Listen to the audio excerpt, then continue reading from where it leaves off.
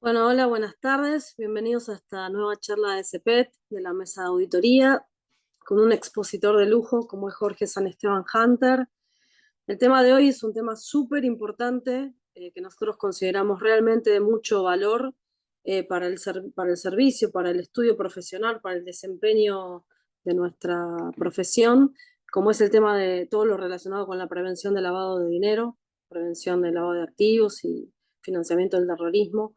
Y me parece que es un tema a considerar en el desarrollo profesional porque muchas veces se pasa por alto, se deja para el final, y me parece que es importante entender las obligaciones porque cuando uno entiende las obligaciones puede ponderar mejor los riesgos, puede preparar mejor un programa de trabajo y sobre todo puede valorizar eso y trasladarlo a horarios. Así que bueno, no, no quiero demorar, lo quiero presentar a Jorge, si bien muchos lo conocen, todos lo conocen.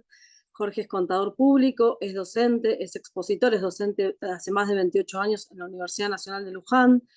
Es contador público, revisor externo independiente habilitado por la UIF. Es miembro del Tribunal de Ético Profesional del Consejo Profesional de Ciencias Económicas por el periodo 2025-2028. Es consultor y capacitador en prevención de lavado de activos y autor de muchos libros. Hace poquito presentaste un libro nuevo. Después, si querés contarnos un poquito, así también la audiencia lo puede conocer y lo puede comprar, o lo puede comprar en línea o físico, como más les guste. Así que bueno, muchas gracias de vuelta, Jorge, porque siempre estás predispuesto y nos dedicas tu tiempo. Bueno, muchas gracias. Bueno, gracias Karina. Sí, sobre el final va a haber un aviso. Soy en realidad coautor de un capítulo de un libro que puede ser interesante en el resto de los capítulos también. Bueno, vamos a comenzar porque es bastante lo que les quiero transmitir. Espero que se esté un segundito.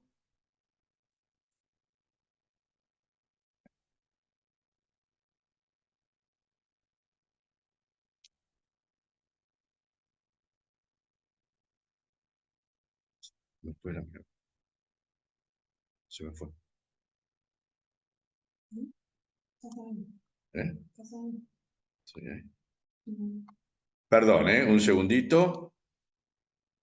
Ahora sí, se me había ido el material. Bueno, la idea entonces es que repasemos algunos conceptos básicos.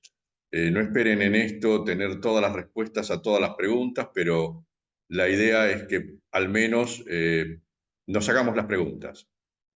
Y en ese sentido, se me ocurrió, ¿recordamos cuándo nos podemos convertir en sujetos obligados y cuándo inscribirnos ante la UIF? Todas estas preguntas las vamos a responder en la capacitación. La idea es los temas centrales, ¿no? Después de inscribirse, ¿qué deben hacer para cumplir con la ley y las resoluciones de la UIF? Y acá viene una pregunta clave. La respuesta en realidad es clave. ¿Están preparados para encarar la metodología de autoevaluación y el ITAER? Lo dejo así. ¿Saben todo lo que es el ITAER? Que los contadores públicos que sean sujetos obligados deben presentar ante la UIF antes del 30 de abril del 2026. El ITAER es el informe técnico de autoevaluación de riesgos. ¿Han evaluado si prestan servicios por cuenta y orden de los clientes? Esto es administrar una cuenta bancaria, realizar por cuenta y orden del cliente la compra de un bien inmueble. Y en ese caso saben que tienen que designar a un revisor externo independiente para que los autoevalúe o los evalúe. Entonces, la idea es ver cómo vamos a encarar estos servicios en los sujetos, en nuestros clientes que sean sujetos obligados, en aquellos que no lo sean, pero que tengamos que hacer procedimientos de prevención, y qué pasa con el resto de los clientes. Serían estos un poco los temas centrales a tratar. Una cosa que todos los que estamos acá siendo auditores o emitiendo informes de auditoría tenemos que tener bien claro es ¿A quién está dirigido el informe? ¿A quién nos contrató? ¿Qué les parece a ustedes? Si quieren ir escribiendo en el chat, vamos a ir recibiendo las respuestas, vamos a ir viendo. Me gustaría que esto sea interactivo, que hagan preguntas, que eh, podamos refrescar conocimientos.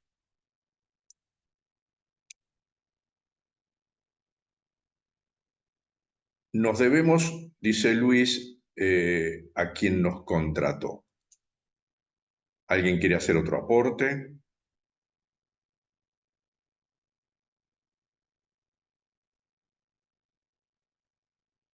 Bueno, voy a hacerlo yo entonces directamente para no demorarnos. En realidad, mi visión es que nos debemos a los, bien, Roxana, a los usuarios, o sea, no sabemos a quién nos estamos debiendo. El informe de auditoría se le entrega a quien nos contrata, pero no es para él. Es para el banco, es para Arca, para la dirección de rentas, para un proveedor, para terceras personas, cualquiera que no están identificados. Entonces, tenemos que tratar de recordar que no firmamos el balance para la satisfacción de nuestro cliente y cobrar los honorarios, sino que emitimos un informe con nuestra opinión para que terceros no identificados puedan formarse una opinión respecto de la nuestra en el informe de auditoría. Entonces, hagamos o tengamos conciencia de esto porque puede ocurrir que cada vez que emitimos un informe como auditor externo, pensemos que esto es un diálogo solamente entre quien nos contrata y nosotros. Es posible que en muchas pymes esto sea así, pero en todas, al menos, va a haber un organismo de recaudación, un banco, un tercero que puede estar interesado en el tema. ¿Por qué digo esto? Porque la cuestión principal que tiene todo lo que tiene que ver con prevención es informar. Y así la ley 25.246, en el artículo 20 y en el inciso 17, nos incluye, junto con los abogados y los escribanos, para que informemos cuando un cliente nos contrata, por ejemplo, para comprar un bien inmueble con determinado límite de salario mínimo vital y móvil, para administrar sus bienes, pueden darnos un campo en arrendamiento y que nosotros nos tengamos que ocupar de las cobranzas y de los pagos que haya que hacer, de tener la administración de sus cuentas bancarias y disponer de las cobranzas y de los pagos. Y esto, en muchos estudios PYME, suele ser moneda frecuente. Por lo tanto, tengamos en cuenta estas tres actividades que están parametrizadas con salarios mínimos y además, en el caso que organicemos aportes o contribuciones para crear, constituir personas jurídicas o vender esos negocios.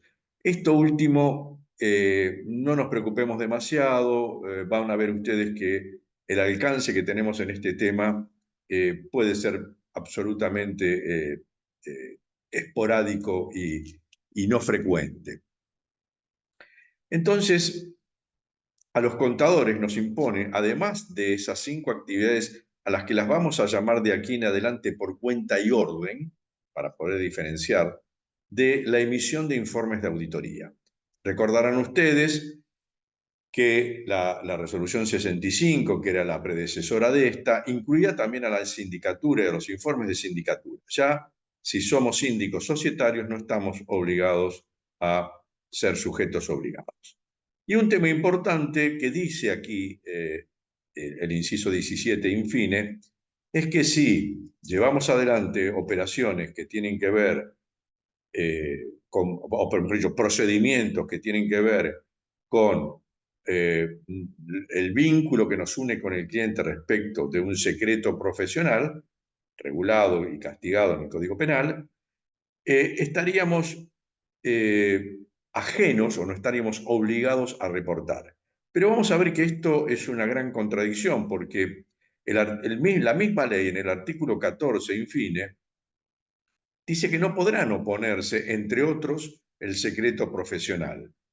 Y además, vamos a ser honestos, los 24 consejos reunidos con la UIF en abril del 2024, afirmaron justamente que todo lo que tiene que ver con esta legislación va a ser cumplido por la profesión. Entonces, obviamente que hablar de secreto profesional nos llevaría solamente una hora y media, pero yo lo que quiero dejar en claro es que hay antecedentes jurisprudenciales firmes en los cuales se pone en primacía al bien público que implica el custodio tutelado por la ley 25246 en lugar del secreto profesional que debemos guardar. Reconozco que en doctrina hay posiciones, no me gusta hablar de mayoritarias o minoritarias, pero hay algunas posiciones en las cuales dicen, no, hagan todo pero no reporten. Desde mi punto de vista, y esto es una opinión personal, ese camino a lo único que nos lleva es al riesgo de tener algún castigo por parte de la Unidad de Información Financiera. Además, la Junta de Gobierno de FAPSE, en noviembre del año pasado, dictó la resolución 635, que nos permite orientarnos, si ustedes lo pueden ver, en cuanto a qué hacer con el secreto profesional si queremos cuidarnos o prevenir antes de realizar.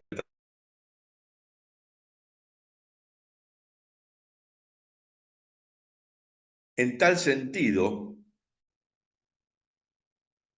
lo que nos dice es que está bueno que en la carta de acuerdo agreguemos un párrafo, en especial acá lo puse con el inciso B, que en caso de ser detectados o hechos u operaciones sospechosas, el cliente nos libera de mantener el secreto profesional. Creo que esto es importante que lo recordemos, es importante que tengamos esa carta de acuerdo en donde definamos el alcance de nuestro trabajo, el tiempo en que tenemos que hacer la auditoría, los honorarios correspondientes y protegernos de esta forma. Esto para mí es la mejor de las reflexiones que podemos hacer al respecto. Pero obviamente cada uno de ustedes va a tener que tomar conciencia de qué quiere hacer respecto al secreto profesional. Entonces, volviendo otra vez a lo que nos marca el artículo 20 de la ley 25246, no quiero dejar de lado el inciso 18. Antes veíamos el 17.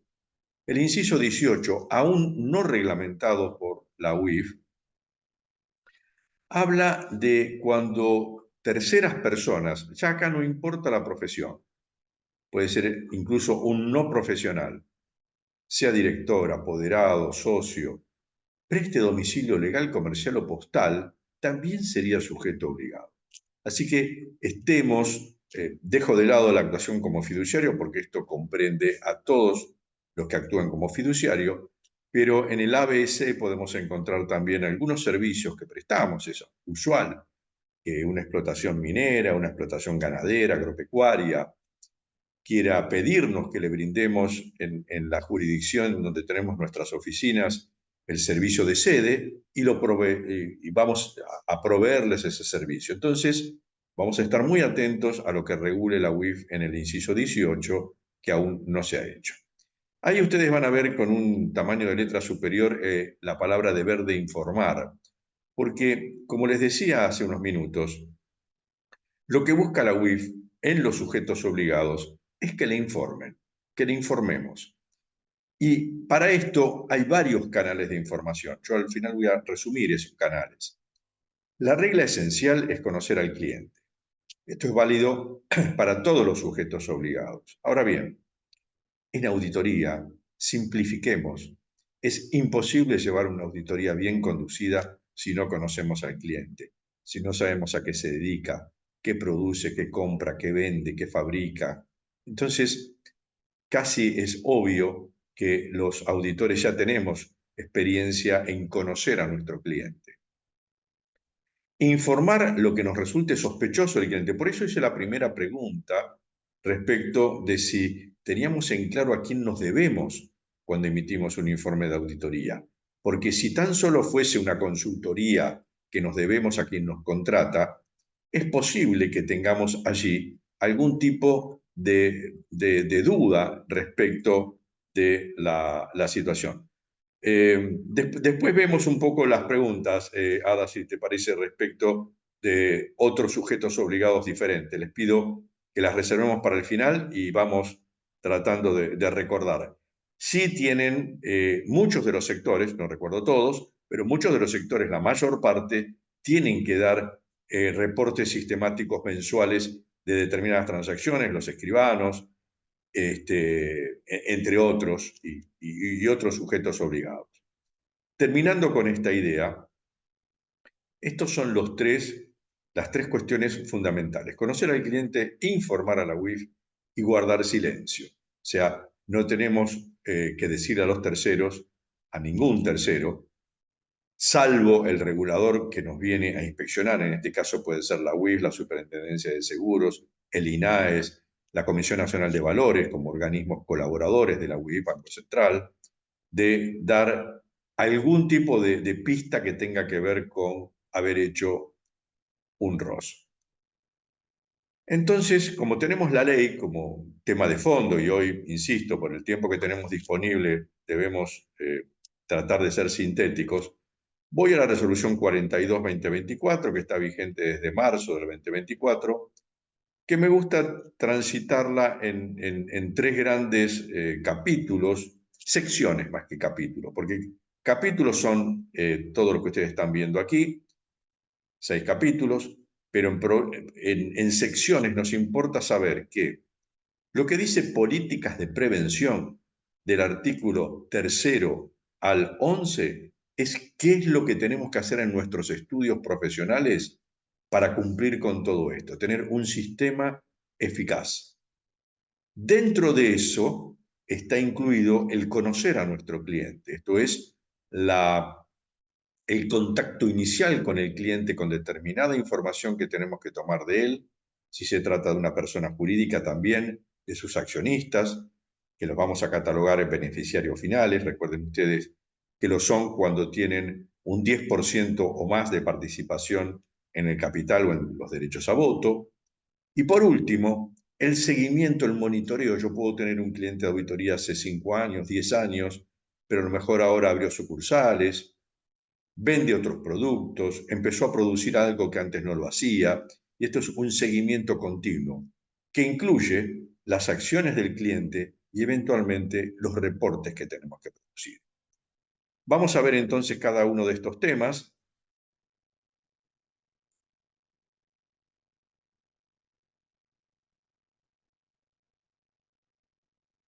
Y lo primero que debiéramos definir es si nos tenemos que inscribir o no. Claramente, ¿por qué? Tenemos actividades que yo las considero sin regulación profesional, a las que hemos llamado antes por cuenta y orden del cliente. Acá nos encontramos que algunas de ellas están cuantificadas con el módulo del salario mínimo vital y móvil. Lo que no dice la resolución es si acá yo tengo que considerar el año corrido o el año calendario. Doy un ejemplo, si se hace una transacción en el mes de diciembre de 600 salarios y en el mes de febrero otra de 600 salarios, ¿debo reportarla? O sea, ¿tengo la obligación de inscribirme por tal? No reportar, eso es otro tema, perdón. ¿Tengo la obligación de inscribirme por esa razón? En lo personal considero que sí. Yo creo que acá lo que corresponde considerar es el año corrido, no el año calendario. De lo contrario, sería muy fácil optar por correr algunas transacciones unos días o unos meses para evitar caer en esta cuestión. Lo mismo pasa con la administración de bienes o cuentas bancarias, que en este caso están también cuantificadas. En cuanto a las no cuantificadas, no hay consenso con la UIF. Yo lo que le sugiero en todo esto es la lectura detenida de la resolución 635 de FAPSE, donde damos algunas orientaciones, algunas de las cuales yo he incluido en esta presentación.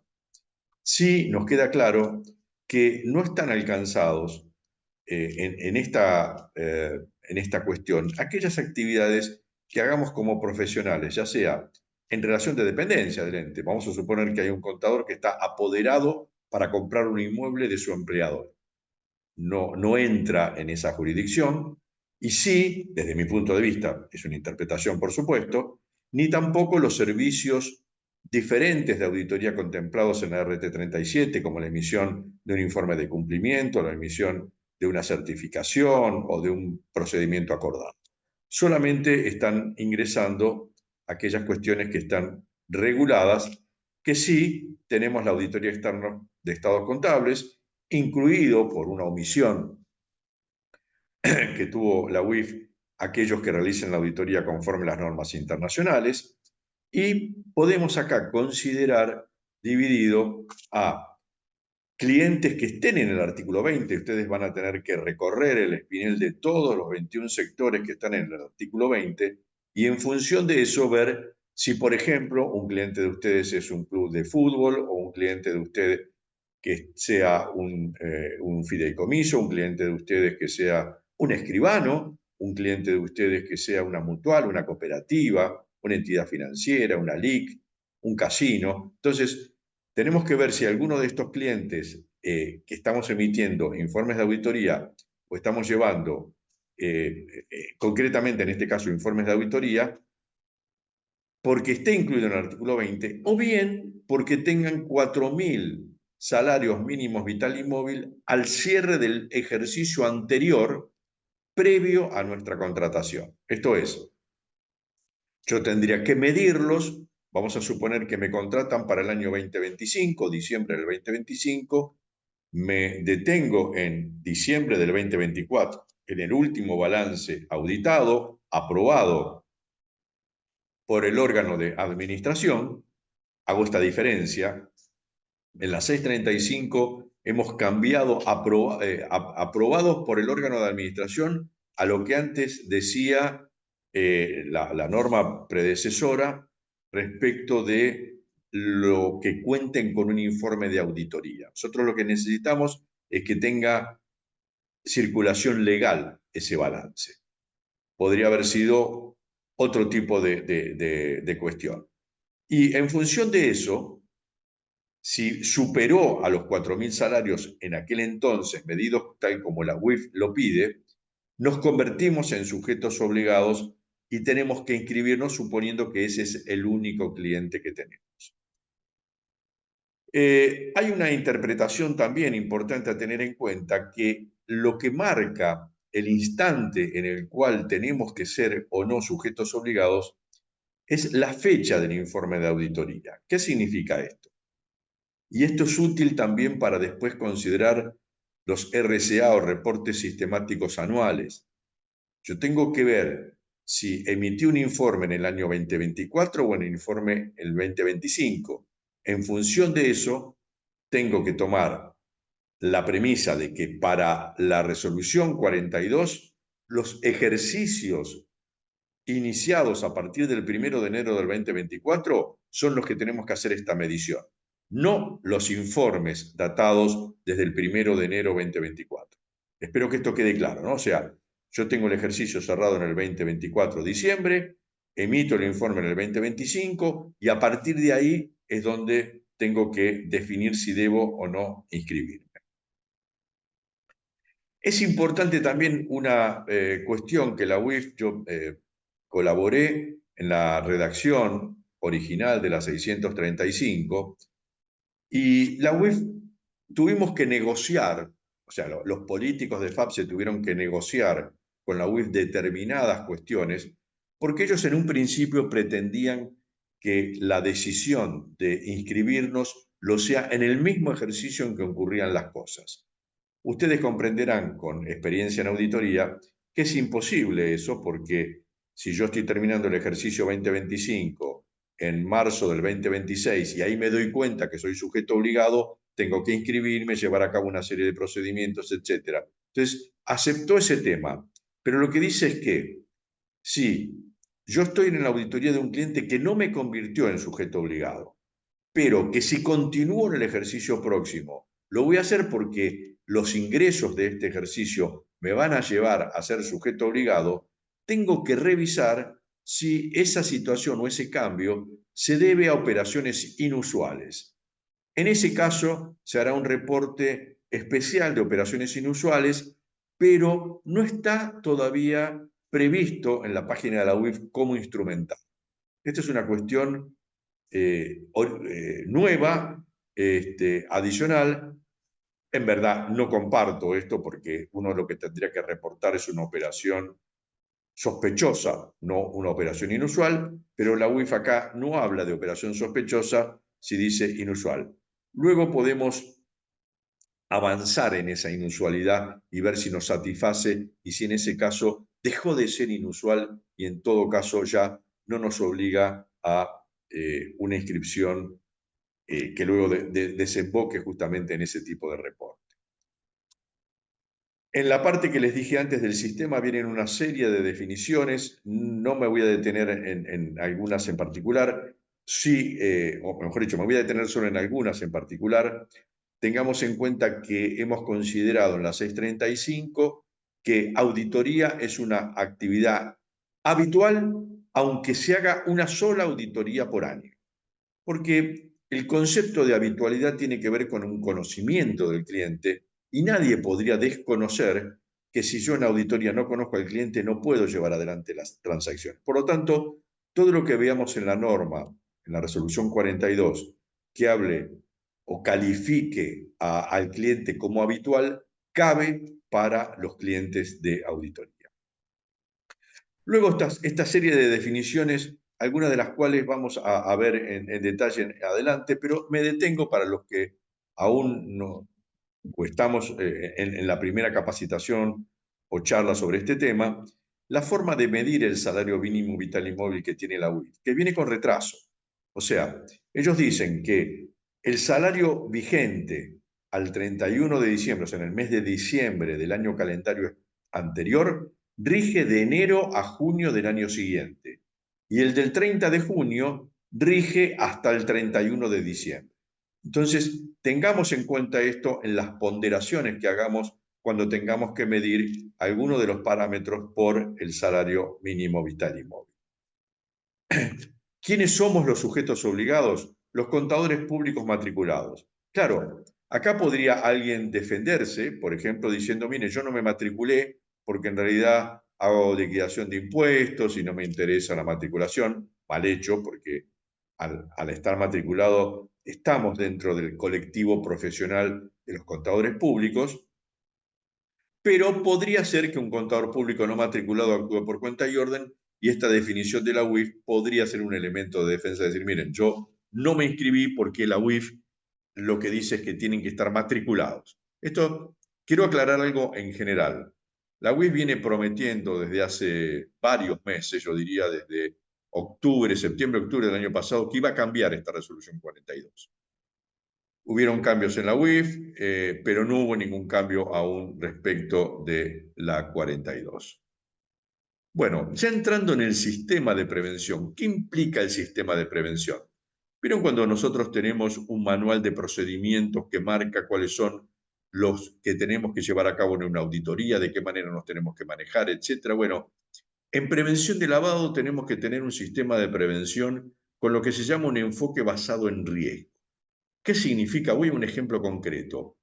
En una auditoría, en mi programa de auditorías, yo tengo un activo típico, vamos a decir que tengo caja y bancos en el cual hay un fondo fijo y tengo también mercaderías porque se trata de una empresa comercial. Lo que voy a destinarle mayor tiempo en auditoría seguramente va a ser a todo el movimiento y el stock de mercaderías, no al fondo fijo. O sea, en aquellas actividades en donde yo considere que hay un riesgo. Y lo mismo acá nos dice que tenemos que sopesar el riesgo de nuestro estudio. ¿Qué significa esto?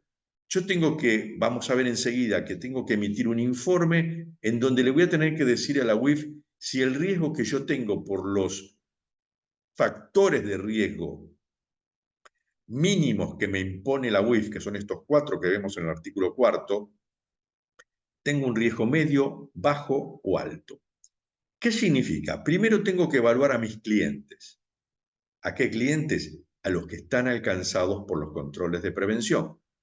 Y si respecto de esos clientes alcanzados por los controles de prevención, recuerden ustedes, artículo 20, más los que tienen ingresos por más de 4.000 salarios, tengo que determinar en una matriz de riesgo de cada uno de esos clientes cuál es la sumatoria o el promedio de riesgo de mis clientes. Les doy un ejemplo. Vamos a suponer que todos mis clientes cobran en efectivo y están además embarcados en alguna actividad de riesgo como podría ser hotelería, podría ser alquiler de espacios para fiestas, etcétera. Tengo un factor de riesgo cliente medio alto. ¿Qué tipo de servicios ofrezco? Si estoy ofreciendo los servicios de auditoría, por ejemplo, voy a tener un riesgo también medio, porque mis clientes se van a valer de mi informe de auditoría para que los demás consideren de que se han cumplido con las normas. Ni hablar si el cliente me pide que actúe por cuenta y orden de él, que sería otro de los servicios. Los canales de distribución tienen que ver con si es presencial o a distancia, si lo veo a mi cliente o no. Sabemos que después de la pandemia por COVID, la mayor parte de nuestros procedimientos son híbridos, hay procedimientos que se hacen a distancia y son presenciales. También tenemos que sopesarlo. Y por último, la zona geográfica.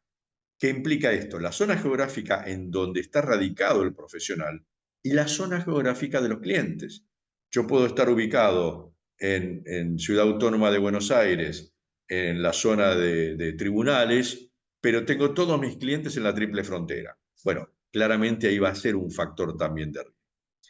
A cada uno de estos factores a los que podemos enriquecer agregándole otros factores, como podrían ser controles internos, controles externos, capacitaciones, etcétera. Yo puedo agregar otros factores de riesgo. Como mínimo tengo que tener estos 4, yo los debo ponderar.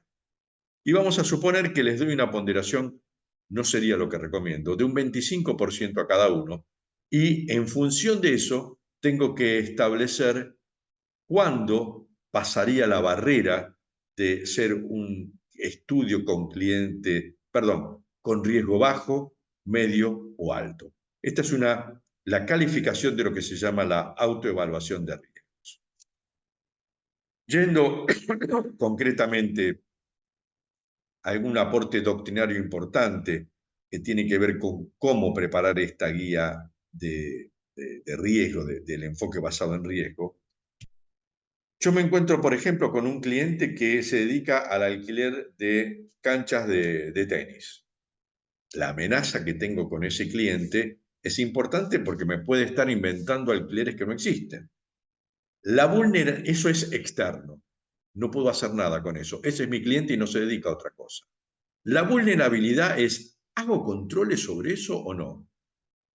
Saco cuentas, me fijo el consumo, podríamos, si estamos en un hotel, por ejemplo, la lavandería, la cantidad de medialunas que se compraron, si es un restaurante, la cantidad de insumos que se compraron en la cocina. O sea, yo realizo procedimientos para ver que esa amenaza no se transforme en algo que le permite al cliente lavar y ser utilizado yo como encubridor de esa actividad.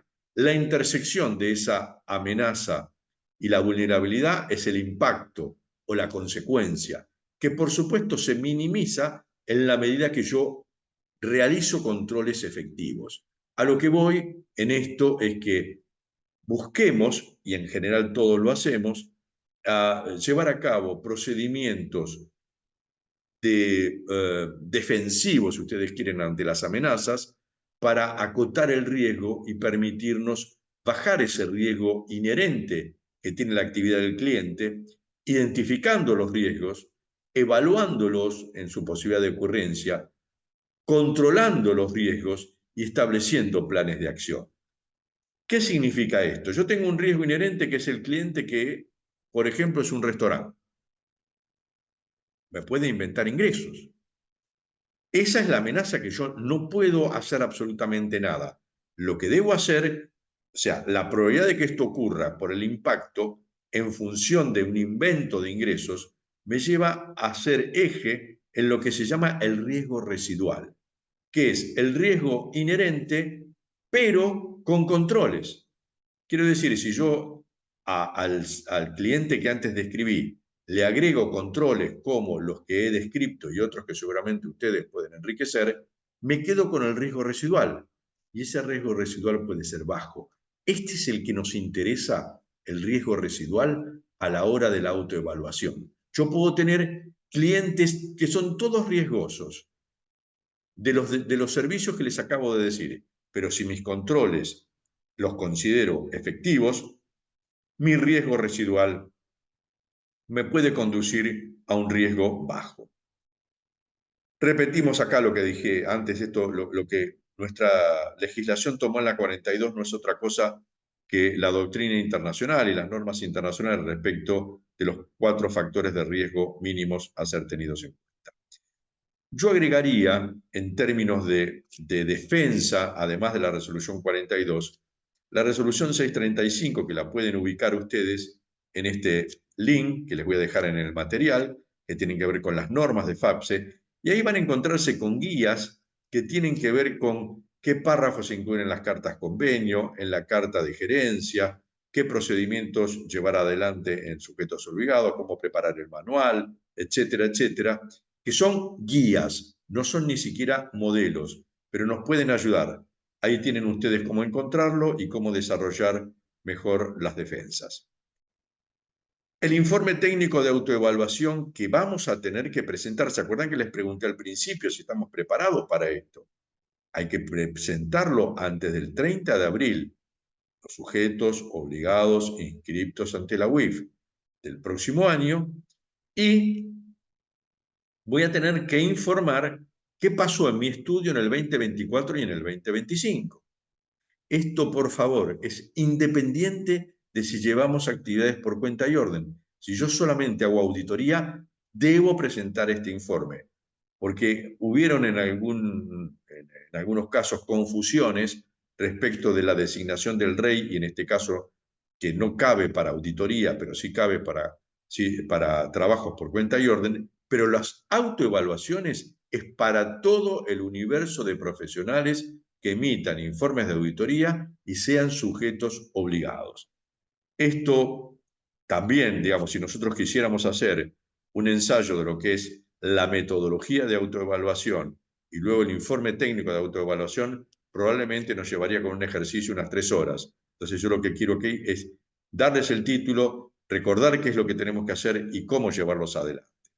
Entonces, hay dudas, hay tiempo, pero esto es como cuando en el mes de marzo de cada año los que se dedican a impuestos dicen, bueno, la declaración jurada vence en junio y después nos encontramos el 10 de junio que no tenemos todas las cosas que teníamos que tener para preparar las declaraciones de los clientes. Así que lo que recomiendo es que ya nos vayamos preparando y que piensen en esto, que es algo así como una declaración jurada, solamente que en lugar de decirle a la UIF el importe a pagar, le vamos a decir mi riesgo es alto, medio o bajo, sustentado por una metodología y por un procedimiento cuantitativo objetivo.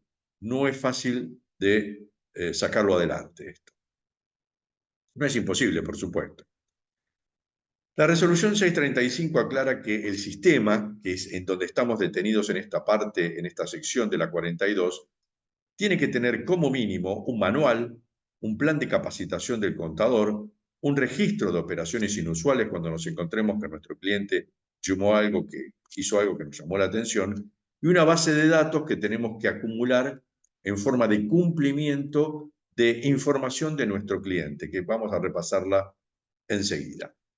La mitigación de riesgos, recuerden ustedes, es lo que recién hablé antes de vulnerabilidad, o sea, las defensas que yo tengo que tener para poder evitar que aquellos clientes que no tienen todo bancarizado, que me pueden llevar a pretender engañarme en este punto, bueno, lo logren.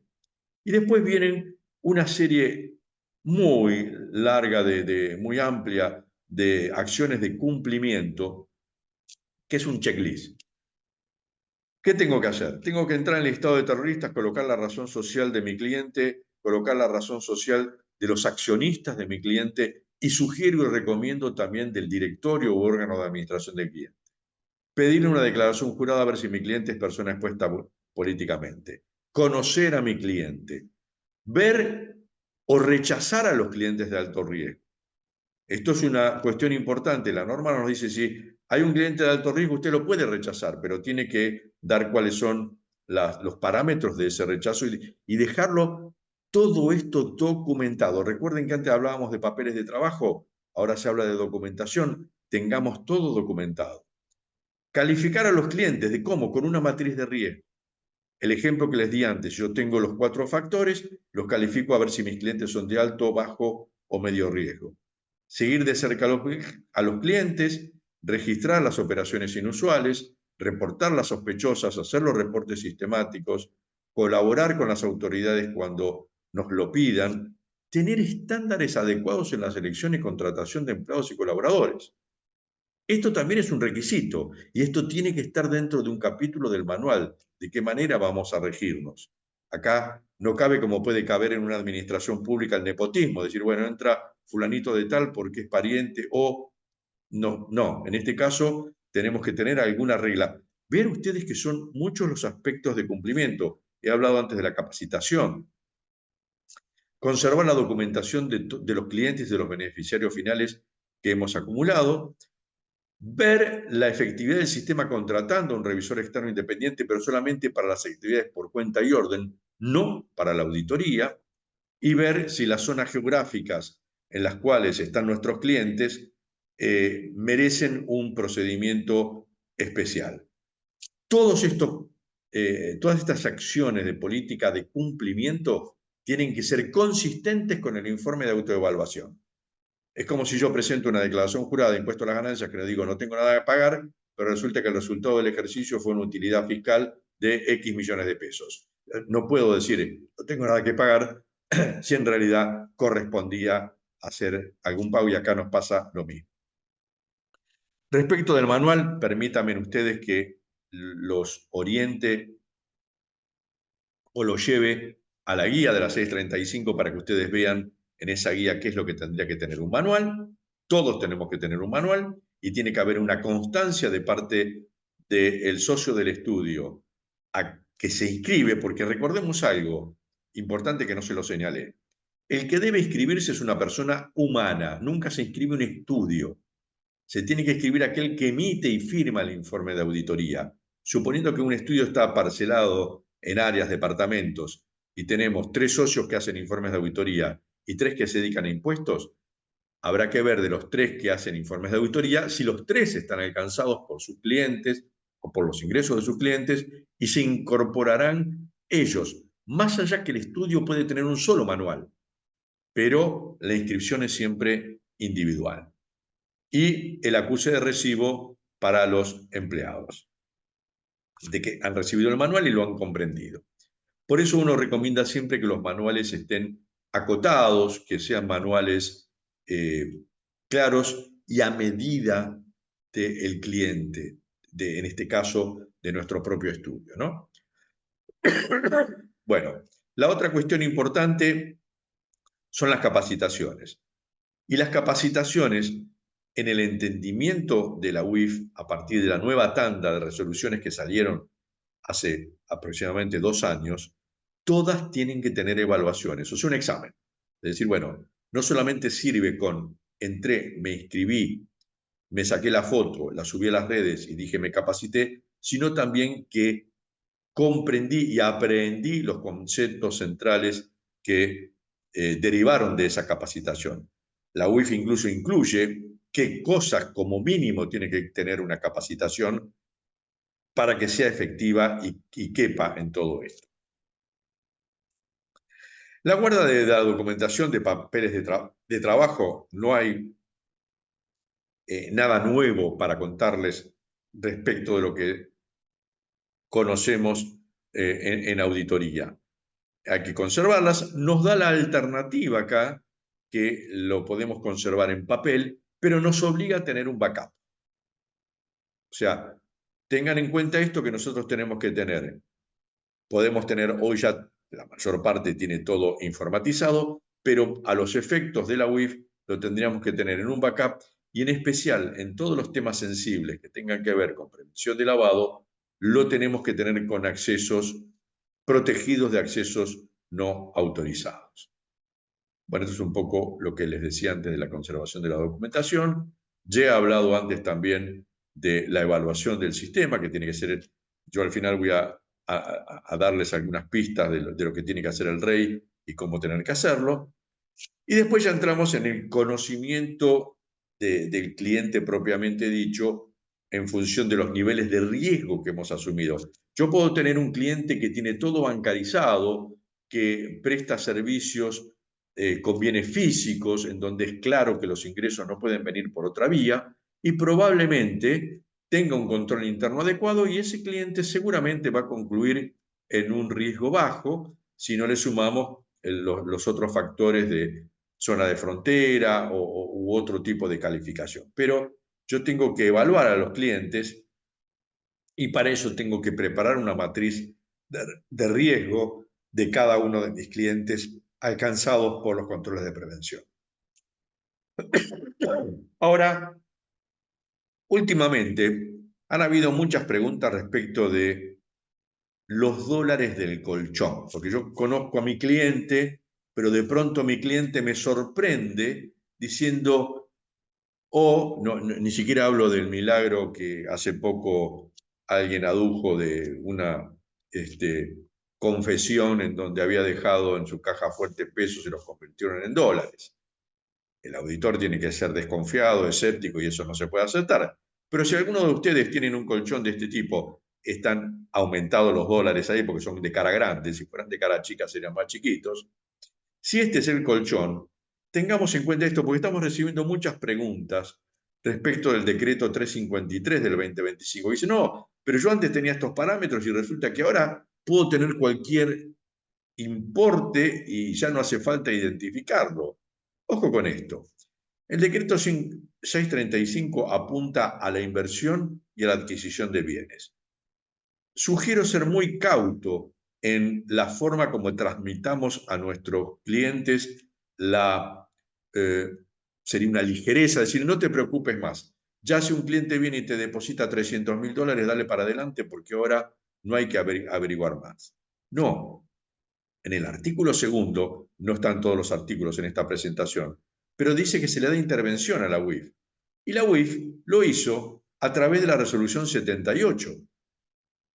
Únicamente una resolución en la cual dice, y más concretamente en el artículo octavo, dice, ninguna de las disposiciones de este decreto libera a los sujetos obligados, el artículo 20 que antes mencionábamos, en los cuales estamos los contadores, de las obligaciones impuestas para prevenir lavado de activos. Quiere decir que, por ahora, los que tienen alguna ventaja son los escribanos y los registros de propiedad inmueble, que están incluidos en estos valores, o sea, pueden tener una escritura de $200.000 y ahí no hay que hacer ningún reporte, no inusual, ni siquiera sistemático, y después las entidades bancarias en aproximadamente unos $10.000 por cada depósito. Pero esto no cabe para los sujetos obligados diferentes de estos tres sectores que la UIF reguló: registros automotor, entidades financieras y escribanos. Quiere decir que tengamos en cuenta esto para evitar caer en la tentación de que ahora cualquier importe es válido. Sí, la norma dijo que ya no tenían obligación de pedir certificación contable y mucho menos, eso puede ser simplemente una declaración jurada de origen y licitud de fondos, y mucho menos pedir las declaraciones juradas de impuestos. También nos podríamos encontrar con este escenario, ¿no? Que de pronto alguien, dudoso por su apariencia, aparezca en la ventanilla de un banco y le diga, tranquilo, no se asuste, vengo a hacer un depósito. Bueno, ahí vemos la preocupación del cajero y por más que esa persona nos dé algún tipo de duda, en las entidades bancarias, si va en ese bolso por menos de $9.000, tampoco habría que preocuparse mucho. ¿Qué importancia tiene entonces la matriz de riesgo del cliente? Acuérdense que es uno de los 4 factores y habitualmente cuando nosotros preparamos en la metodología de los clientes a los que asesoramos, el factor cliente junto con la actividad del cliente suelen ser los 2 factores más importantes para sopesar. Entonces yo tendría que saber si mi cliente es una persona humana, podría ser alguien que me pide que actúe por cuenta y orden, más difícil es que me pida una auditoría, que sea una persona jurídica u otra figura como un fideicomiso, un fondo común de inversión, una unión transitoria de empresas, cuál es la actividad económica que lleva adelante, cómo se concreta el origen de sus fondos, todas cosas que tenemos que conocer en auditoría. Si yo tengo un restaurante que tiene 4 mesas y atiende solamente 2 veces por semana, bueno, y por la noche hago una cuenta rápida, digo, bueno, 4 meses, 2 veces por semana, comensales, gasta máximo tanto, tiene ingresos tanto. Yo tengo la capacidad también de conocer el nivel de producción o de venta que puede tener, por ejemplo, una explotación agropecuaria. Si tengo 100 animales y se dedica a la cría, así que puedo tener una aparición del 80%, no me van a decir, no, nacieron todos mellizos, este año tengo 250 apariciones, no me cierra tampoco. Pero estas son cuestiones que normalmente ya surgen de una auditoría, pero es la idea para poder preparar esa matriz de riesgo del cliente. Aclaro que la UIF no tiene ni un modelo ni de metodología, ni de autoevaluación, ni de matriz de riesgo. Hay que acudir a la doctrina y ver de qué manera podemos completar todo esto. También la nacionalidad o la residencia del cliente, donde opera los productos y los canales de distribución de sus productos. Les sugiero la lectura de este material, que es reciente, de la Procelac, en el cual, por ejemplo, tenemos un mapa con las sentencias por condena de lavado de activos del 2019 al 2024 por zona geográfica. ¿Qué me permite esto? Bueno, ver si tengo clientes en estas zonas geográficas, yo a esos clientes probablemente le tenga que dar un rango diferencial. Ahí no está, por ejemplo, Misiones, en la triple frontera que salto, no está Formosa, no está Jujuy, pero también tendríamos que tenerlo en cuenta. Así que yo creo que ese es un tema que les puede ayudar. Me remito en mérito a la brevedad a esa cuestión. Reforzamos entonces, perdón. Voy acelerado y la garganta me juega su partida. Tengo que segmentar a mis clientes en base al riesgo. Cuando tengo riesgo alto, tengo que seguirlos de cerca. Tengo que hacer una debida diligencia reforzada. Cuando son de riesgo medio, va a ser una diligencia de conocimiento normal del cliente, estándar del cliente, y puedo permitirme hacer debida diligencia como conocimiento del cliente, una simplificada cuando catalogué a mi cliente como bajo. Por eso es muy importante, porque ¿saben qué? Los legajos que vamos a ver en minutos nada más de cada uno de estos segmentos, hay que actualizarlos de acuerdo con el riesgo del cliente. Yo tengo un cliente de riesgo alto, tengo que actualizar su legajo todos los años. De riesgo medio cada 3 años y de riesgo bajo cada 5 años. Entonces también esto, que esa es otra obligación que tengo que cumplir con la UIF, es importante para tenerlo en cuenta. Algo no menor, para nada menor, y esto es válido para todos los sujetos obligados, que si yo me encuentro que del otro lado hay un sujeto que debió haber estado inscripto ante la UIF, vamos a un ejemplo, y de los más rebeldes, una inmobiliaria que tiene un agente matriculado inmobiliario y no está inscripto, pero nos pide una auditoría de su balance. Yo no lo puedo atender hasta tanto ese sujeto obligado no se haya inscripto. La, la cantidad de sanciones que han habido para este tipo de sujetos obligados, junto con escribanos, curiosamente, han sido muchísimos. Entonces, yo tengo que ver, primero, conocer claramente cuándo alguien es sujeto obligado y segundo, me tiene que dar una declaración jurada muy sencilla, de media carilla, diciendo me encuentro escrito ante la UIF y estoy cumpliendo con los requerimientos de la UIF, tengo forma de validarlo también, porque entrando en la UIF puedo ver si realmente está o no está inscripto y a partir de ahí puedo comenzar mi vínculo profesional con ese cliente. Si yo no puedo cumplir con el conocimiento del cliente, ¿qué sería el conocimiento del cliente? Bueno, Sebastián, ¿cómo es que no nacen terneros mellizos? Sí, sería fantástico, ¿no? También sería bueno tener clientes mellizos, ¿no? O sea, viene un cliente y dice, vengo yo y tengo varios más que quiero que atienda. Bueno, eso sería fantástico, pero lamentablemente no suele ser habitual, por lo menos en la naturaleza. Entonces, si yo me encuentro con un cliente que le pido cosas y no me las da, le pido documentación y no me la entrega, eso por sí, yo tengo que sopesar en esa instancia qué hago.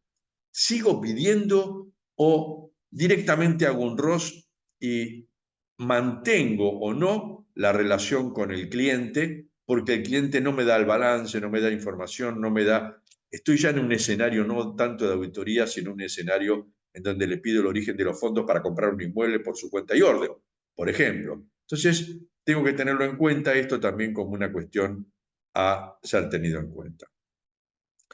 Esto nos aclara un poco qué tenemos que hacer si nos encontramos con clientes del artículo 20, permítame que lo llame así, o sea, de los 21 sectores que nos contratan para ser sus auditores. Y en base a eso, yo lo que tengo que ver es que evaluar el cumplimiento por parte de las normas de la UIF para ese sujeto obligado. Si estoy en una inmobiliaria, le voy a pedir la inscripción, le voy a pedir el manual, las capacitaciones, los legajos de los clientes, etcétera, etcétera, para ver que está cumpliendo con toda la normativa de la UIF. Y en el caso de las operaciones no alcanzadas, que me encuentre que mi cliente, además de lo que está alcanzado por la UIF, tiene otros ingresos de otra naturaleza, ahí sí tendría que ir a la pesca de ver si hay algo sospechoso. Y el resto de los clientes que me obligan a estar inscritos, pero que no son sujetos obligados, por ejemplo, una explotación agropecuaria, un supermercado, alguien que compra o vende artículos deportivos, etcétera, pero por la magnitud de sus ingresos me obliga a ser sujeto obligado y a inscribirme, bueno, ahí yo lo que debo hacer es analizar cuentas en donde puede estar, llevar a cabo procedimientos para poder ver si, por ejemplo, anticipo de clientes tiene anticipos de antigua data, si en ingresos varios tengo actividades que no me queda claro de dónde salió ese dinero, si tengo cuentas de resultado negativo con acreditaciones que no son tampoco claras, y en función de eso llevar un enfoque, procedimiento con un enfoque similar al de los sujetos obligados en el caso de que tengan procedimientos. Siempre vamos a tener en cuenta la significatividad, o sea, de qué se trata, y medidas de diligencia que tengo que hacer según el tipo de cliente de que se trate. Esto ustedes verán cuando hablo del perfil transaccional del cliente. Un poco antes, al pasar, hablé creo que de las canchas de tenis o de pádel, diciendo, bueno, yo no puedo decir que las tengo alquiladas las 24 horas y que tengo una sola cancha, pero a su vez la tengo alquilada a 8 jugadores diferentes.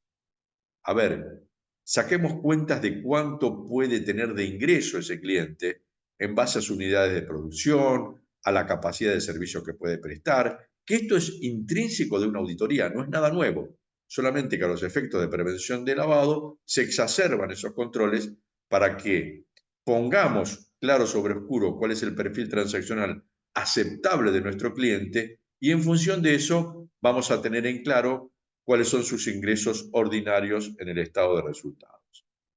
Bueno, esto yo he hablado del ocasional y demás, así que esto es el artículo 24 lo que nos permite ver con claridad es algunos tips que son situaciones que antes se las llamaban especialmente valoradas, de manera tal de que podamos ver en esos 21 ejemplos si hay algo que nos llama especialmente la atención. Bueno, el registro de operaciones inusuales es otro de los registros que ahora en forma obligatoria tenemos que llevar adelante y de esa forma lo podemos plasmar de cualquier manera. La UIF no dice cuál es el formato que tiene que tener este registro, pero sí nos obliga, fíjese, a partir del inciso E, que cuando algo nos llama la atención, tenemos que anotar en ese registro la fecha, hora y procedencia de la alerta. Por ejemplo, un cliente que tiene una partida pendiente en una conciliación bancaria que no registró una acreditación en su banco por un importe significativo. Yo digo, bueno, yo en función de eso le pregunto a mi cliente, pero previamente anoto la hora, dejo constancia en un archivo de PDF, por ejemplo, en donde claramente me quede claro en qué día lo pregunté, el tipo de inusualidad de que se trata, es decir, por qué no tiene registrado esta transacción, no tiene contabilizado esto, qué hice, le pregunté al cliente, qué devolución me hizo el cliente, y al final de todo, si eso lo encontré una respuesta razonable y satisfactoria o lo reporté. Y hay que guardar constancia de esto. Quiere decir que cuando ahora nos encontramos con una operación que la consideramos inusual, debemos hacer un seguimiento escrito, fehaciente, documentado de esa inusualidad. Vienen ustedes que son muchos los aspectos que hay que cumplir. Tenemos que demostrar que tenemos un sistema eficaz, que estamos comprometidos con la prevención y que podemos conservar las evidencias, que conservemos las evidencias y la documentación, que estemos atentos a los cambios. Prevención de lavado de activos se ha convertido en algo así como algo que está tratando de acercarse al cumplimiento fiscal. Hay muchas normas de cumplimiento, muchos requisitos y que nos exigen estar al tanto. Y la mayor cantidad de multas, no los importes de las multas, pero sí la mayor cantidad de incumplimientos que la UIF ha detectado, tiene que ver con este tipo de incumplimientos formales. Obviamente que cuando nos encontramos con el peor escenario, que es tengo que reportar a mi cliente porque hubo un ingreso que me llamó la atención y no la aclaró, tenemos que entrar en el entorno que tenemos una vez que nos inscribimos con la UIF, completar todos los campos que nos pide, que no son pocos, que nos piden respecto de operaciones sospechosas, y ahí es donde entra a jugar un plazo importante. Por eso era lo que les marqué antes en el inciso E del día y hora en que esto ocurrió. Yo tengo 90 días si sospecho que hay un lavado de activos y 24 horas una vez que detecté que sí lo tengo que reportar o que lo tengo que archivar. O sea, el plazo máximo es 90 días.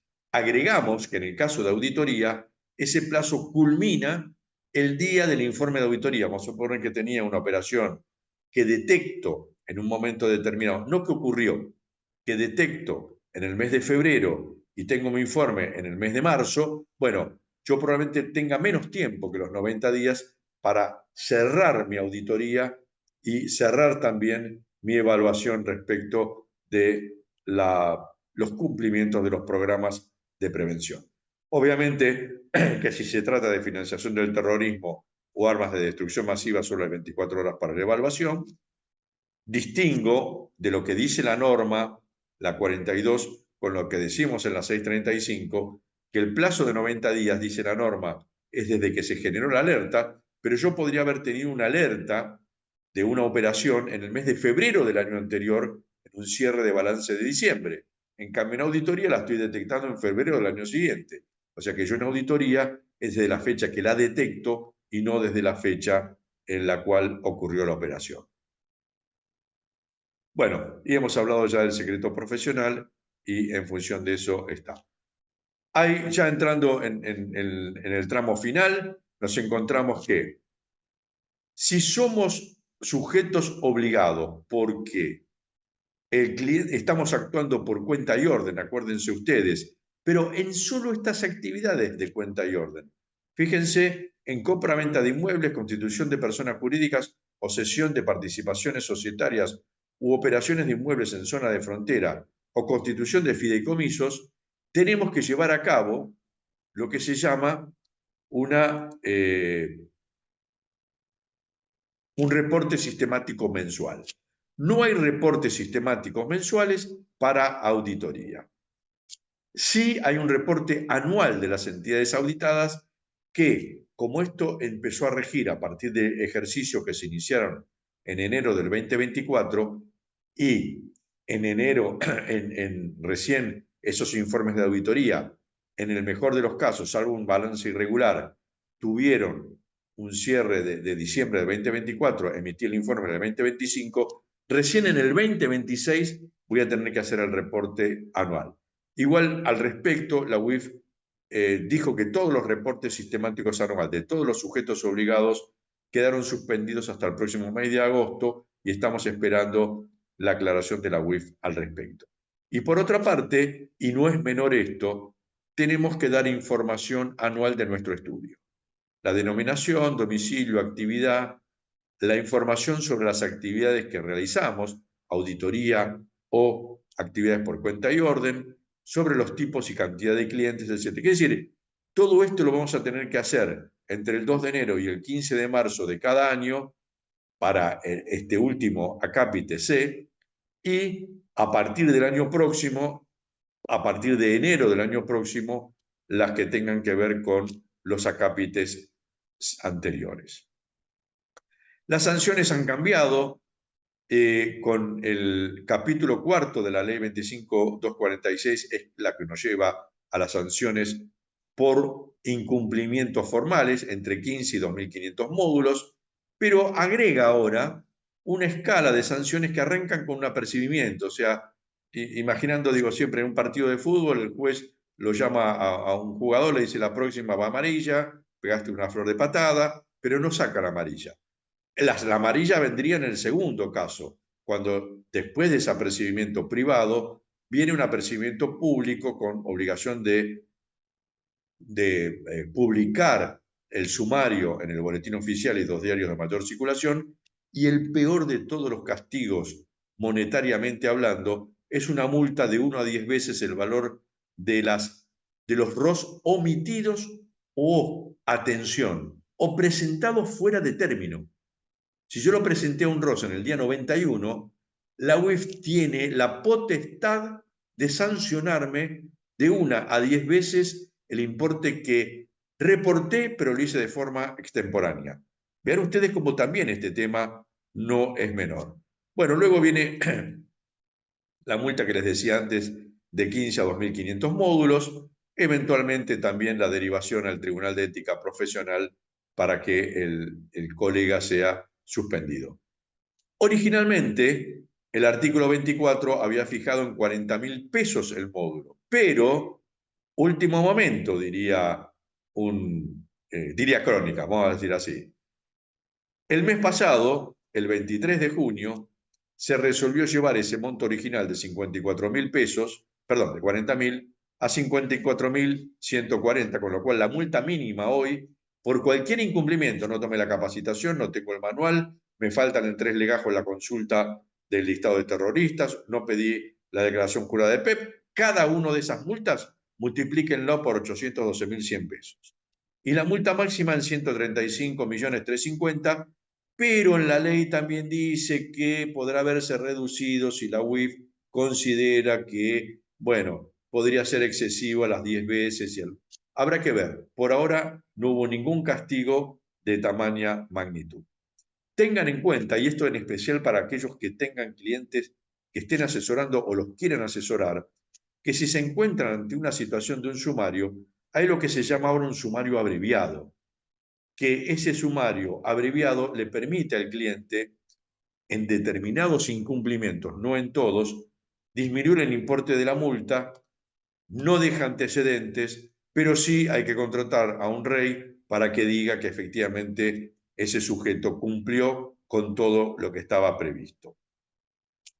Bueno, ya les he dicho antes que esto rige a partir del año próximo, pero el informe, como dice aquí en el primer párrafo, debe completar los periodos 2024 y 2025. O sea, tengo que autoevaluarme de lo que hice en el 2024 y de lo que hice en el 2025.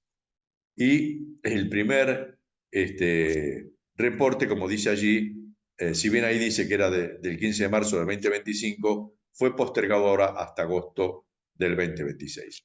Muy brevemente, la figura del revisor externo independiente, que tiene que ser un profesional universitario, cualquier profesión da lo mismo. Van a ver ustedes enseguida un registro que yo llevo frecuentemente y lo voy actualizando de cuáles son los actuales REI, hasta hace unos días, con una formación adicionada al título de grado universitario, una formación suficiente en prevención de lavado, con posgrados, congresos, seminarios, oradores, artículos y demás, mínimo de 50 horas acreditadas.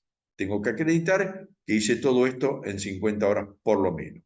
Y además, 5 años de experticia en el tema, en un cargo en el sector público o privado con toma de decisiones en un área de responsabilidad, o haber sido un consultor en el sector financiero local e internacional en el ámbito privado o público. Para inscribirse, en realidad nos tienen que postular el sujeto obligado que está obligado a tener un revisor externo independiente.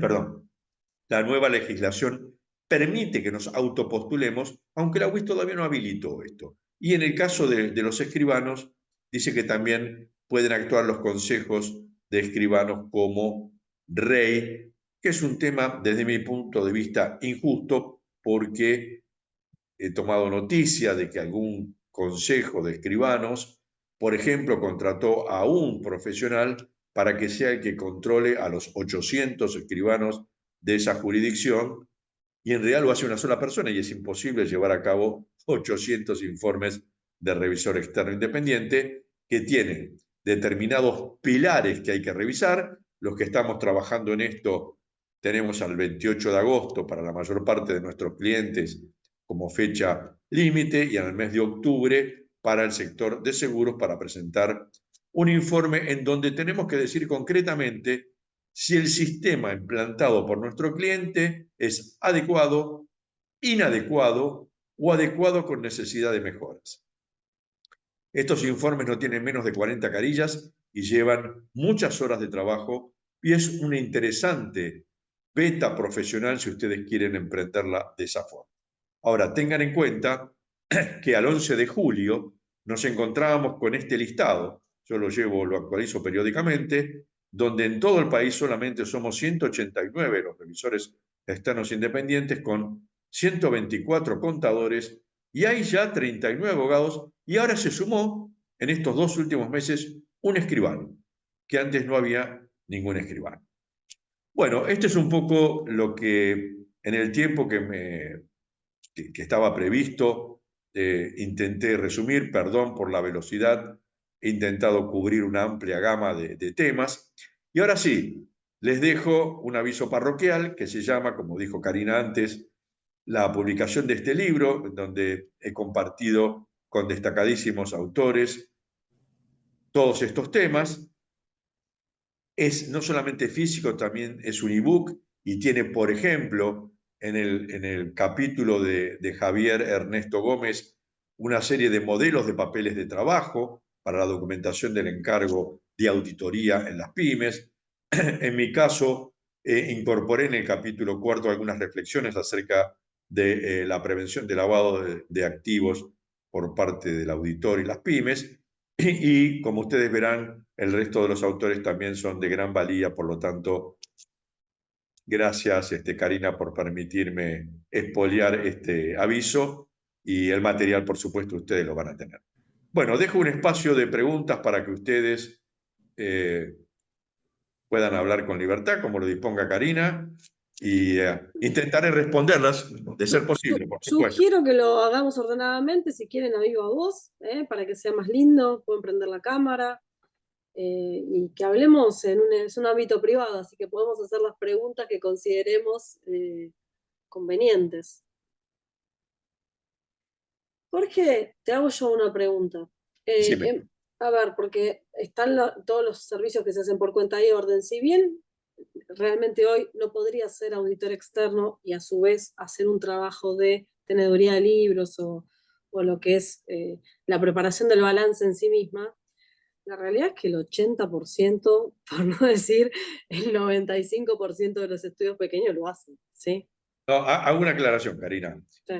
La teneduría de libros, tal como lo marca la 37, es una actividad que podemos llevar a cabo precediendo a la auditoría. A lo que yo me refería era cuenta y orden que un cliente me dio poder para girar sobre una Está clarísimo, cuenta bancaria. está clarísimo. La pregunta era, dentro del cuenta y orden, claramente no está esa actividad. A eso iba. No podríamos, porque faltaríamos a la independencia. O sea, yo no puedo ser el administrador de mi cliente y a la vez emitir un informe de auditoría. Estaría juzgando la actuación por mí No, mismo. no, no, eso está bien, por eso digo, hoy no hay una incompatibilidad clara sobre el tema de que vos no tendrías que poder auditar y además estar del otro lado del mostrador preparando el balance. Lo que digo es dentro de esas actividades de cuenta y orden que marca la ley, que marca la resolución, y la ley, si esa actividad, porque no está enmarcada, o sea, no está específicamente detallada. Habla de administrar cuentas bancarias, de administrar activos, y hay una tercera que no recuerdo. Esta Compra de inmuebles. digamos, administrar la propia contabilidad de la compañía no estaría dentro. No, a ver, las actividades que tienen que ver por cuenta y orden ya le ponen una bandera roja a la simultaneidad con la auditoría externa, porque ahí estoy faltando a independencia. Obvio. Eso, Sí, o sí. hago una cosa o O hago hago. la otra. Eso es importante. Y si estoy en una organización, en un estudio, donde se brindan ambos servicios, tendré que ver de qué forma alguien que esté prestándolo en el manual esté resguardado la independencia entre un sector y el otro y la chance de poder controlar al sector que llevo a cabo operaciones, permítame la expresión, gerenciales. Ok, está bien. Ahora, la pregunta, volviendo al caso de estos temas, claramente es que, como decís vos, que quede establecido que hay una separación de funciones y que hay un control de alguna forma que hace que el auditor realmente sea independiente. Sin independencia no hay auditoría posible. No, está claro. Lo que Entonces, pasa que a lo largo de los años se ha dado casi una confusión, diría, en la actividad de la auditoría externa versus la auditoría de hacer la preparación del balance y que sigue al día de hoy, que no terminó, o sea, que sigue existiendo. A mí me parece que es como muy importante remarcar esto porque sigue existiendo, o sea, no es que no existe más, sigue existiendo. no, por eso la primera pregunta que hice fue si todos tenemos claro, pero recordamos que a quién está dirigido el informe de auditoría. Claro, está claro. Porque muchos dicen, no, yo me debo a mi cliente. No, no, no, en auditoría no. En la No, consultoría fiscal o en la consultoría de cualquier otra rama de nuestra incumbencia, sí, yo me debo a mi cliente. Pero en auditoría, no. El tema es, estamos en la República Argentina. ujú. Hay una auditoría a la Argentina. Seamos honestos con esto. Sí, es verdad. Auditoría a la Argentina, en las pymes, el profesional puede ser en un punto también el asesor financiero, el asesor contable, que no está mal porque es una actividad muy valorada por los clientes, pero la pregunta sería, y la respuesta, ojo que es muy peligrosa, ¿está bien que todos los clientes tengan la obligación de tener un informe de auditoría? Porque ahí viene la clave. A lo mejor es una exageración Ujú. de un espacio ganado por la profesión. Yo creo que es el hecho de que Está nos diga, claro. necesito a alguien que me firme el balance, como suelen decir Sí, sí. los no entendidos, es una puerta para el asesoramiento, porque si alguien me dice, necesito a alguien para que me oriente, para que me permita presentar mi balance en un banco, aunque no opero en crédito bancario, va a decir, bueno, pero es un gasto innecesario. Entonces, Pero, la perdón, primera. Esteban, Daniel habla. Yo creo que sí, que es importante que todas las empresas tengan un informe de auditoría, porque para que la información sea confiable tiene que estar auditada. Es uno de los puntos básicos de la norma, ¿no?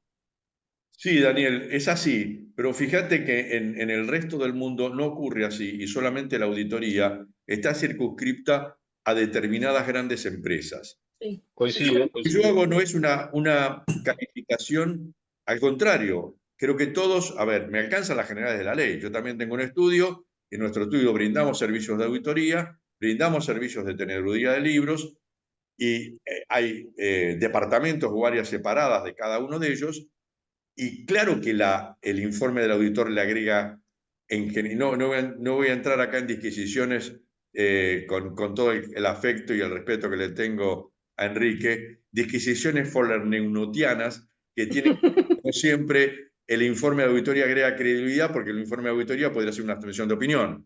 Entonces, la cuestión acá es, comparto contigo totalmente que agrega un valor que es importante para nuestra profesión, pero seamos honestos, hay muchas pymes en las cuales es temerario encarar una auditoría, porque a lo mejor no sabemos si estamos en condiciones de aceptarlo o no aceptarlo ante un control interno deficiente o peor aún, inexistente. Entonces, pero sin embargo necesita un auditor y va a terminar algún colega nuestro aceptando ese trabajo, emitiendo un informe y ojalá lo sea con todas las Bueno, características. por eso creo que está esa salvedad, ¿no? En la norma argentina que diga que la registración contable o la teneduría de libros, en la medida que no implique toma de decisiones, no afecta a la independencia. A ver, Exactamente. en norma internacional eso no aplica, pero en norma argentina creo que está esa salvedad justamente por lo que decís, porque dadas las características de las empresas, que tenemos el 80 o el 90% de pymes y que no tenemos una adecuada cultura no educación, sino conocimiento y estructura como para tener un buen sistema contable, gente capacitada, etcétera, implica que, bueno, que una misma persona tenga que hacer la registración y tenga que después emitir un informe, ¿no? Sí, por supuesto, Daniel. Eh, Podemos recordar que en lo que se trata del Código de Ética internacional que se aplica de modo internacional se habla de amenazas de independencia, con lo cual también puede haber algunas cuestiones que resguarden a esas amenazas, que las detengan. Y una de las cosas justamente que dicen que en los pequeños estudios esto puede existir, pero tengo que tener compartimentos separados, estancos y que no interactúen entre sí para que pueda haber una oposición de intereses. En fin, es Claro, un tema interesantísimo y que es nos... un tema interesantísimo, pero además a lo que yo apunto es que la realidad en los hechos es que muchas veces el auditor prepara el balance, no termina de hacer auditoría y que ahí está mezclado y esto sigue estando. Esto no, entre nosotros no nos vamos a engañar en cuanto a esto y me parece que ese es un punto que hay que trabajar mucho en la profesión para evitarnos problemas a futuros, para evitarnos dolores de cabeza. Sobre todo Reitero, teniendo en cuenta ahora esta nueva normativa de UIF que todavía es como que nos pone más peso que antes, porque si bien antes teníamos el tema de ser síndicos y auditores al mismo tiempo y que nosotros sí, los abogados no, me parece como que ahora han puesto todavía un poquito más de presión a nivel de nuestra actividad, me parece a mí. sí, por eso reitero, perdón la reiteración, en las capacitaciones yo suelo incluir esa primera pregunta, si recordamos a quién está dirigido nuestro informe. Está claro, está clarísimo. ¿Hay alguna otra consulta que le quieran hacer He a visto, Jorge? he visto algunas preguntas, voy a ver. Dice Julio, ¿el auditor por su tarea necesita un rey? No, Julio. Si solo son auditorías externas, este fue un tema que también lo discutimos mucho porque la UIF pretendía que todas las auditorías también lleven un revisor externo independiente. Lo que logramos es que solamente, logramos, hablo el área técnica y después el área política de federación, Ujú. consejos, lo que se logró es que, bueno, quede circunscripto el revisor externo independiente a los que actúan por cuenta y orden. Yo igual considero de que es excesivo por parte de la UIF esto y lo he plasmado en varios artículos. Creo que no debiera ocurrir así.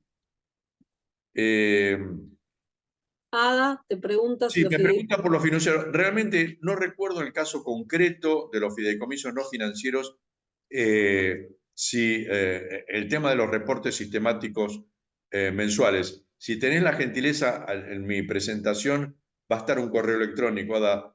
Con gusto yo voy a responderte si me envías un correo y voy a ver porque son 34 resoluciones diferentes y cada una de ellas tiene particularidades. No tengo presente esto. Ah, claro.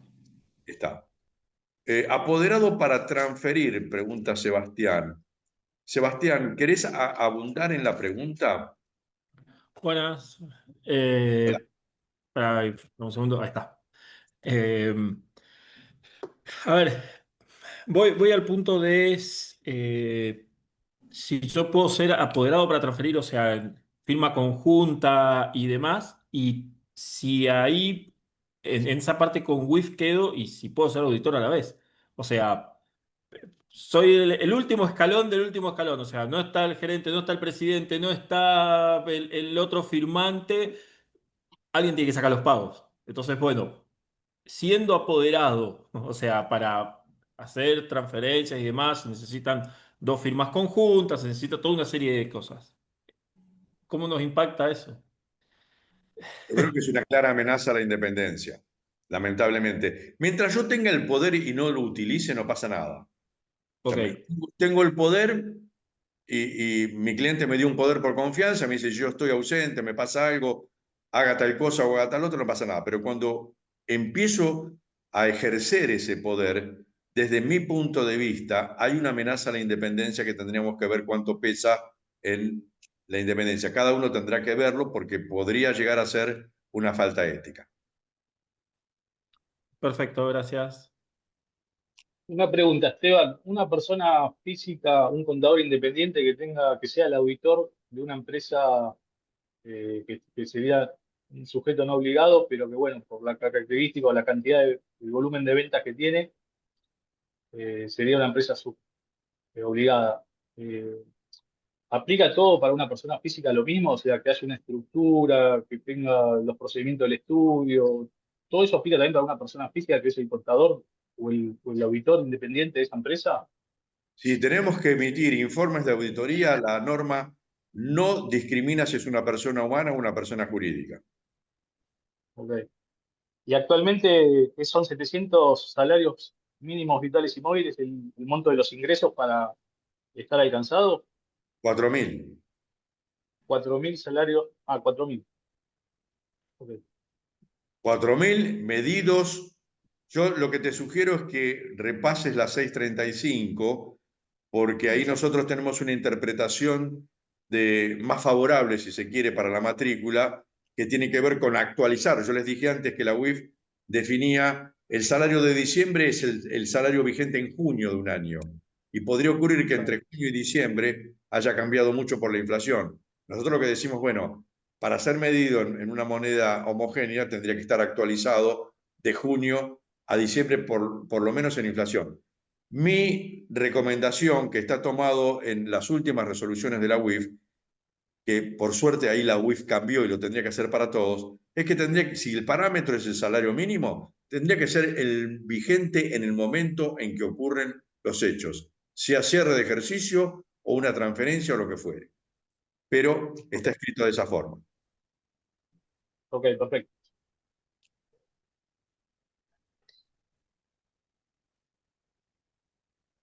Hay una, Hay una pregunta de Cristian que dice que si la UIF tiene algún mínimo requerido de horas de capacitación anual. sí, hay otra antes, voy a ir contestándola, perdóname, ¿eh? Ah, perdón, Ana sí, pregunta, ¿un fideicomiso efectúa Ahorradero. en efectivo? ¿Cómo debía? Yo creo que tendría que resguardarse para Arca, Sí, claro. más que para la UIF, ¿no? O Sí. sea, que acá el problema lo va a tener con Arca si todo compra en efectivo, porque mi pregunta, y no es motivo de esto, es ¿cómo obtuvo el efectivo? Si puede hacer una transferencia. Entonces, creo que ahí el punto podría ser eh, tenerlo en cuenta. Daniel preguntó, ¿la registración contable no implica que tome...? Bueno, en parte sí, fue aclarado, Daniel. Cristian, ¿qué tal, Cristian? Un gusto verte por acá. La UIF, Cristian es un capo total en cualquier cosa que se le quiera pedir de contabilidad o de auditoría, así que me alegra mucho que podamos intercambiar ideas. ¿La UIF tiene algún mínimo requerido de horas para la capacitación anual? No, no para el cumplimiento, sí lo de la evaluación. Si ustedes me preguntan a mí cuánto tendría que durar una capacitación para estar en tema, y entre 2 y 4 horas mínimo, con una evaluación. Ahora, muchas veces ocurre que los consejos, colegios profesionales tienen 400, 500 personas en una charla de este tipo y no se hacen evaluaciones. Ujú. Por eso hay normas predecesoras a las últimas que dice con las evaluaciones si las hubiere.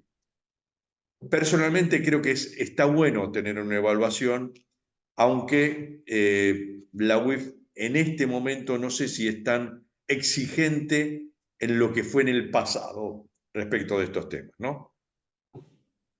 La respuesta concreta sería que no hay un mínimo de horas, sino que debiera haber algún tipo de capacitación.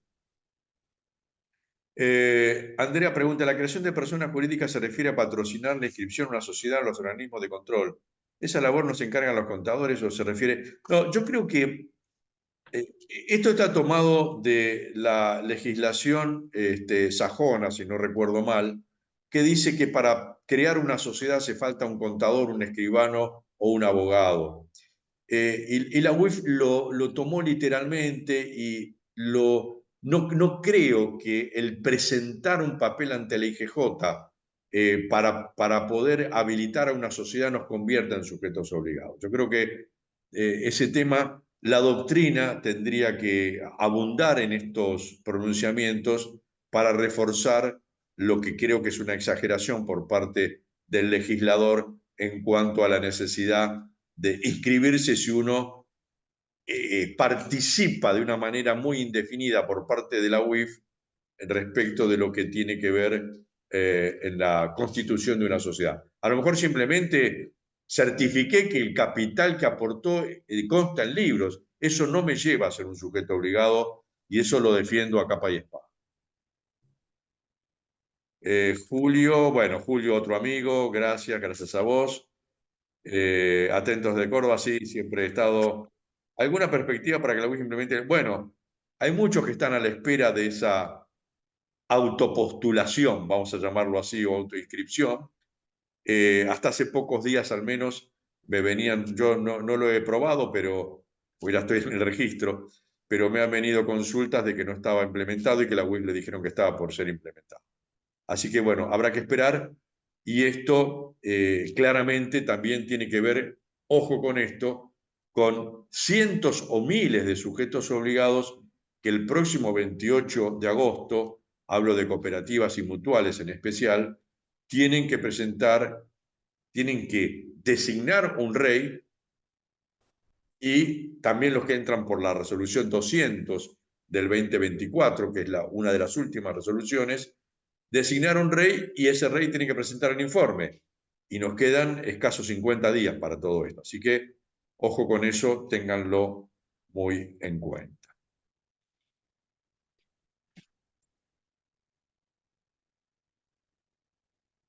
Bueno, no sé si hay más preguntas. Veo que hay varios amigos de San Juan, de Cava. Les mando un abrazo grande a todos. Buenas tardes, perdón, ¿puedo meter a la última?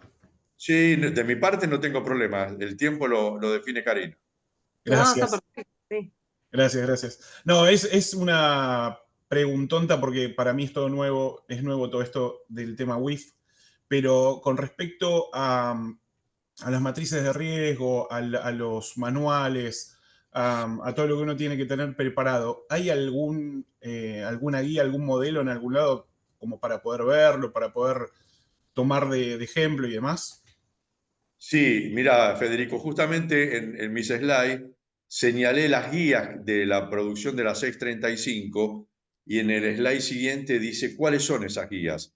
Así que yo lo que te sugiero es que ingreses en internet, en la página de la FAPSE, en ese link, y ahí te vas a encontrar en PDF con una serie de guías que probablemente te sirvan de ayuda.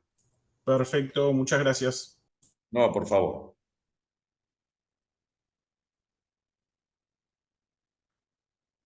Bueno, les cuento que con Julio vamos a estar próximamente en Córdoba. Así, voy a hacer como los cantantes de cumbia, ¿viste? Vamos a andar, ¿Vas a pasar los avisos? vamos a andar por Córdoba, vamos a estar por San Juan, vamos a estar por el Chaco, en fin, por Rosario también y zona de influencia. Bueno, ahí Cristian compartió el link de las guías. Gracias, Cris. Fantástico, Cristian, siempre atento. O sea que te vas de gira, se van de gira. En realidad, a veces lo que hago es cambiarme de lugar en mi casa, porque muchas son, en algunos casos son presenciales y en otras cosas son remotas, como me gusta llamar a mí este tipo de capacitaciones. Para mí esto no es virtual, es remoto. Es otra, pero bueno, está muy acarenciada la palabra virtual, ¿no? Virtual es algo que parece ser, pero que no es. En cambio, remoto es que lo doy a distancia. Sí, es cierto. Ahí preguntan si la charla queda grabada. Sí, va a quedar grabada en el canal de YouTube. Ahí compartimos las redes, así que bueno, próximamente, calculamos en unos días, va a estar subido. Y el material, después que Jorge lo pase, lo vamos a distribuir entre todos los que presenciaron la charla, así que con eso estaríamos bien. Bueno, por mi parte, no sé si quieren hacer más preguntas. Si no, lo liberamos a Jorge, que ha estado desde las 17:30 acá al pie de la charla. Y bueno, a todos muchas gracias por participar. Y bueno, seguramente próximamente tengamos alguna otra charla sobre este tema de prevención del lavado de dinero. Muchas gracias. Gracias, Karina, por la invitación y les envío un abrazo a todos. Dale, gracias. Gracias a vos por esto. Gracias. Un abrazo a todos. Saludos. Saludos. Muchas gracias.